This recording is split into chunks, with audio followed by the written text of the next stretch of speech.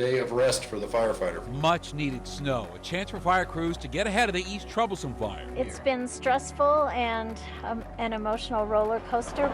Tonight, as parts of Grand County reopen, we're getting our first look at the areas around Grand Lake. Some evacuees tonight returning home, others returning to a place where their home once stood. We left with just what we had in the vehicle and on our backs. Bitter cold night follows the snow, record cold temperatures by morning.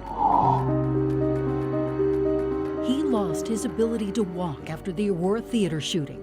Now he lost his #1 caretaker. She was always there for me, especially when I got shot. It just doesn't seem real. A survivor now mourning the unexpected passing of his mother. And tonight you can help.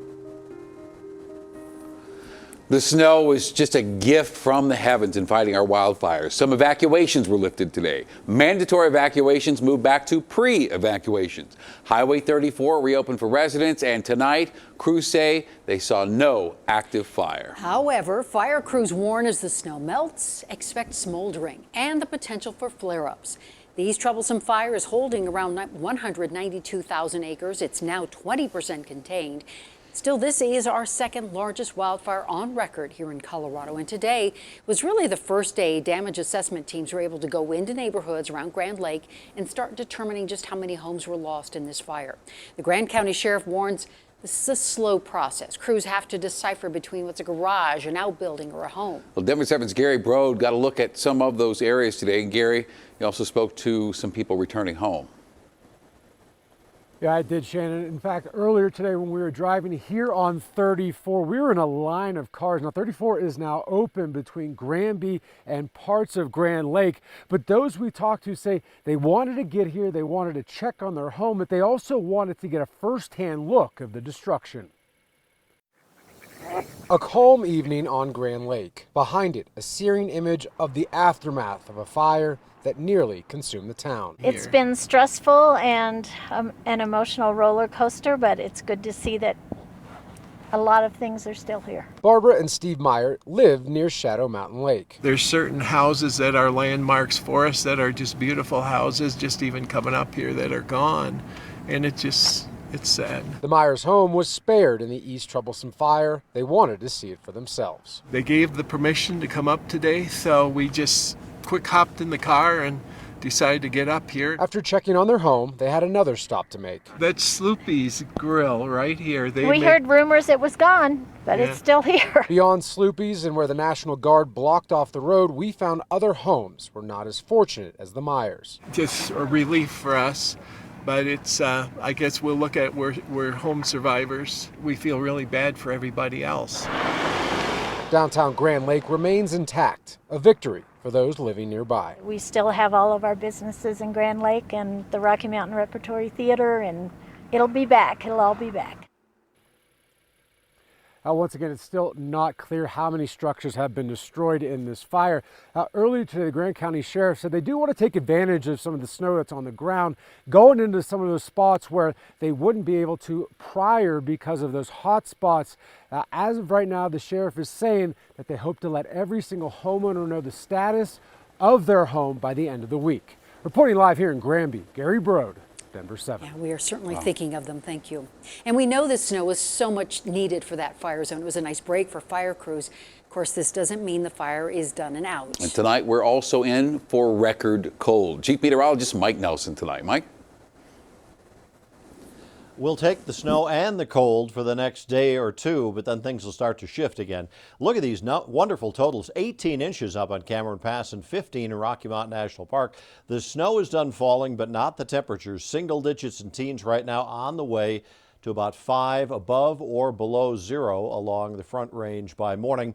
Skies are starting to clear now as most of the snow has left our state down to the south. Just a few warnings down in the southern mountain areas.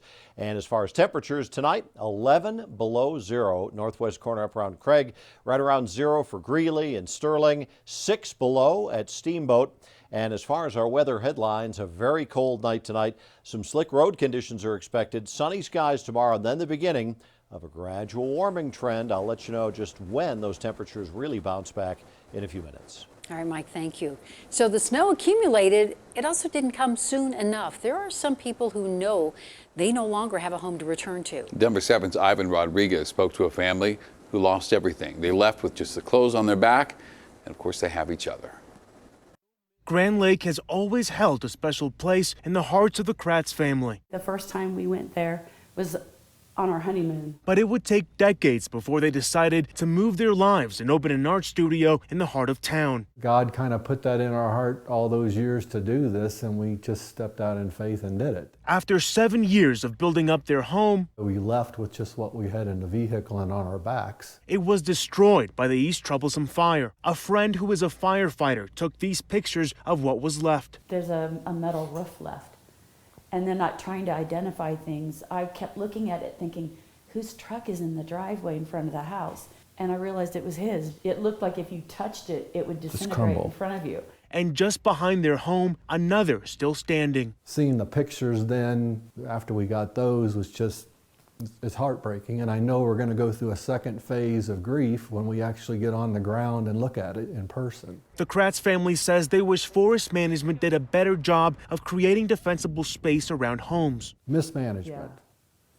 And I know people don't want to hear that word, and I respect the forest. I mean, I live in it. But when it comes to this, managing the forest better, and maybe it costs X amount of dollars, but look at the lives that have been changed for the rest of their life and the dollars lost in houses, income. Fortunately, the Kratz family art studio is still standing. Now they'll have to wait to search through the rubble of their home for what may be left. Ivan Rodriguez, Denver7. The Red Cross has been providing shelter for more than 2,600 fire evacuees in 36 hotels all across our state. And many of those evacuated only had a moment's notice before they had to get out. And today, we learned the biggest need for these evacuees right now is food. So thanks to your incredible donations to the Denver7 Gives Wildfire Victim Fund, we're going to be providing breakfast and lunch tomorrow for these evacuees at the DoubleTree in Westminster, just so they have one less thing to worry about. Right now is an important time for everyone to dive in and help each other. Colorado's awesome. I love my state. Everybody pulls together when they need to. And pulling together is exactly what we're seeing tonight. We want to thank every single one of you who called in to donate to our Denver7 Gives Wildfire Victim Fund. So listen to this. During our evening call center, we raised more than $57,000. That's on top of the $92,000 donated last week, and more of you have donated just in the last few hours. So that brings our fund total at this hour to about $153,000. Gosh. And we're partnering with community organizations to make sure 100% of the proceeds help those impacted by the wildfires. You can still donate. It's very easy to do. Go to thedenverchannel.com, click Denver7 Gives. Under the drop-down menu, select Help Wildfire Victims. He is one of the survivors of the Aurora Theater shooting. You prayed, you cared, and you supported the victims. And now, once again, Stefan Moten needs your help. God gave me a second chance for a reason, so I have to be grateful for that. Stefan Moten considers himself one of the lucky ones. He made it out of one of the darkest times in Colorado history with a bullet in his spine. Now 27, he's partially paralyzed and in a wheelchair. Well, I can move my arms a little bit, like I can open the door with my arms some. I can almost feed myself, and yeah, like I have upper body movement. My upper body I can move, but not like all the way function. Stefan's family has been by his side helping over the years, especially his mom Paula, a single mom, his friend, his constant caregiver who unexpectedly passed away October 11th. Yeah, it does hurt. It just doesn't seem real. Like I don't know. Just some days I wake up and I still go to my mom's room to see if she's in there. How are you going to manage without your mom? I mean, what are you going to do about your living situation now? I don't know. We're still trying to figure that out. No, I'm not fully independent. I can't really do a lot of things for myself. His mom's death hitting hard as he thinks about how she got him through the trauma of the theater shooting. I needed that love from my mom because there's no love like a mom's love. And that really helped me, like when she would come and stay the night and talk to the nurses, make them laugh and make me laugh. The laughter, love, and support of a mom captured in one of his most precious memories. I got a picture of us with Michelle Obama in the hospital. 'Cause, Yeah? Is that one of your favorites, or was it one of her favorites? Yeah, I'll send it to you. Favorites? It was one of her favorites. Both. And now, Stefan and his siblings are planning a funeral. It just hurts my heart to not be able to have that in my life anymore. And Paula Moten's service will be held Wednesday. Her family's still trying to cover the cost. Stefan also needs help with his finances and finding a 2-bedroom accessible apartment. And that's why we have set up a Denver7 Gives Fund. To donate, go to thedenverchannel.com, click on Denver7 Gives, and then look for Help Aurora Theater Shooting Victim Remember His Mother in the drop-down.